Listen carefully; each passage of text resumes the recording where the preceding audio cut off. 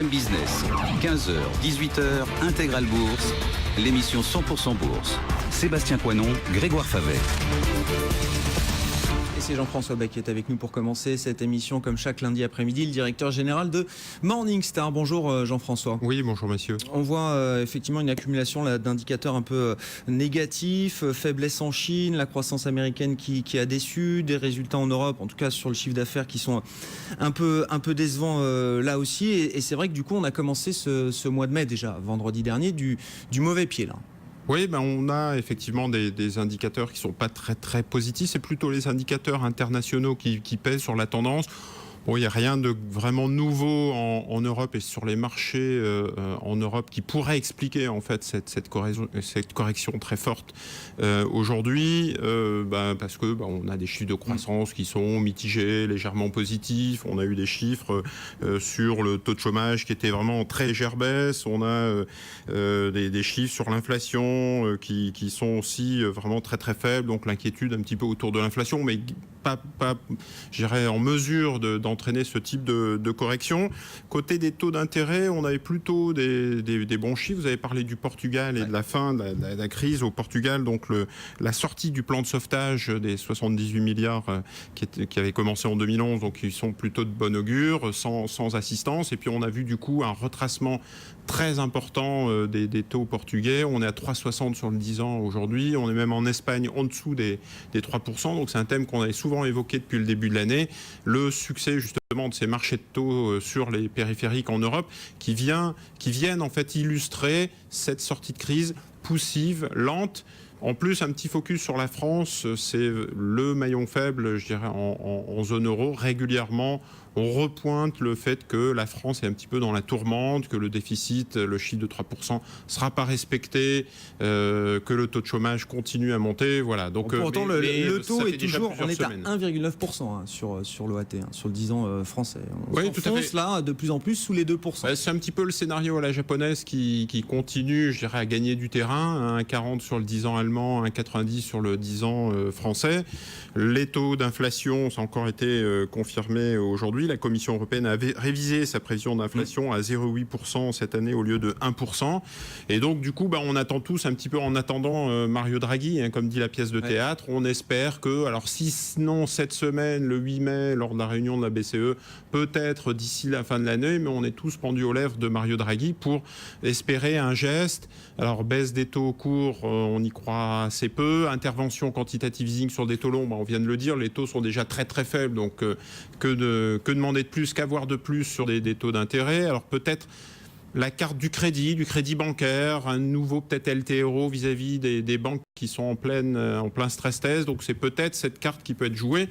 Mais en tous les cas, rien de nouveau sous le soleil, j'allais dire, en Europe. C'est plutôt sur les États-Unis qu'il faut regarder. Ouais, justement, quand on ne sait pas trop sur quel pied danser, notamment sur les marchés américains avec les turbulences qu'on a vues autour du Nasdaq, on aime bien écouter les grands investisseurs, la smart money. Il y avait l'assemblée générale de Berkshire Hathaway, la holding de Warren Buffett ce week-end.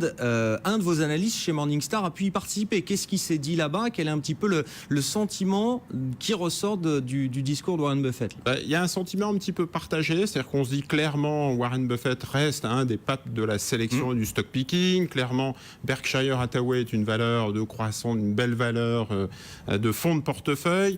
Maintenant, il y a quand même des rumeurs en fait qui transpirent, l'utilisation du cash, la versée de dividendes. S'il verse des dividendes, c'est peut-être parce qu'il a plus d'idées ou qu'il va peut-être sortir, matérialiser des ventes d'actifs. Donc voilà, c'est un petit peu le buzz aujourd'hui à Omaha au moment de l'Assemblée Générale de Berkshire Hathaway. Et donc certains ressortent le célèbre indicateur Warren Buffett, le Warren Buffett Indicator. En fait, vous calculez en fait la market cap, donc la capitalisation boursière d'un pays divisé par le PIB du pays. Aux États-Unis, vous vous retrouvez avec un indicateur qui doit être normalement autour de la moyenne, autour de 1, puisque normalement la capitalisation boursière de l'ensemble du pays doit refléter de près ou de loin le PIB. Quand c'est de loin, c'est-à-dire beaucoup plus élevé, comme au moment des années 2000, c'était plus proche de 2. Donc là, on était vraiment en bulle. Il y avait beaucoup trop de market cap, beaucoup trop de valorisation dans les marchés.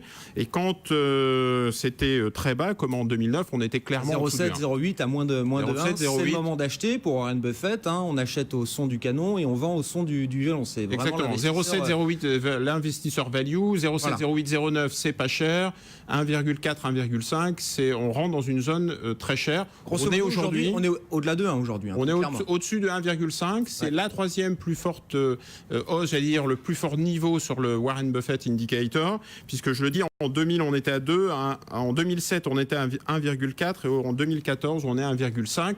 Donc des PE, des ratios supplémentaires pour expliquer que le marché américain est très clairement très cher. Et la conclusion c'est quoi? On se sert de cet indicateur, historiquement ça fonctionne. Est-ce qu'on peut vivre une période comme ça de tension de certains ratios? Alors vous l'avez dit, il y a le PE, il y a le Warren Buffett Indicator. Est-ce qu'on peut vivre comme ça avec des marchés un peu chers pendant encore longtemps, ou est-ce qu'à un moment forcément ça va corriger? Alors sur le moyen terme, dans la gestion de portefeuille, ça marche plutôt bien. À très court terme, on peut avoir effectivement des inefficiences. Ce qui est très important, c'est d'essayer de jouer les anticipations pour regarder pourquoi les marchés américains resteraient aussi cher.